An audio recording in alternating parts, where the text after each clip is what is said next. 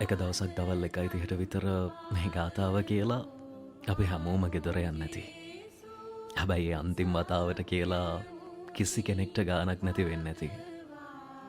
මං හිතනවා අපි හැමෝගෙම හිතේ තිබුණේ ඉක්මනින් ඉස්කෝල ඉවර කරලා නිදහසේ ජීවත් වෙන්න ඕන කියන හැඟීම විතරයි.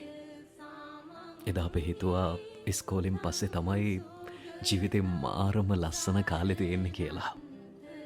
හැබැයි අද තමයි තේරෙන්නේ අපේ ජීවිතේ තිබුණ ලස්සනම කාලය ඒ ඉස්කෝලේ කාලේ කියලා. දන්නවද දහස් වතාවක් හිතෙනවා ආයෙත් එක්කම එක දවසකට හරි ඒ යුනිෆෝම් එක ඇඳලා පන්තියට ගිහින් යාළුවොත් එක්ක hina වෙවි කතා කරන්න තිබුණා නම් කියලා.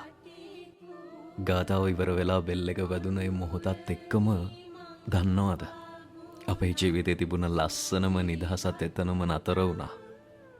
හැබැයි මම විශ්වාස කරනවා ආයෙත් කවදාවත් යන්න බැරි ලස්සනම ලස්සන මතකය හැමදාමත් අපි හැමෝගෙම හිතවල හැමෝගෙම කියන්න බෑ.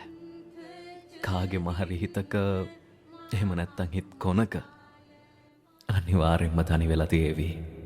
අපේම පාසල අපේම මවවිය එදවස් අප හට නැත ආයේ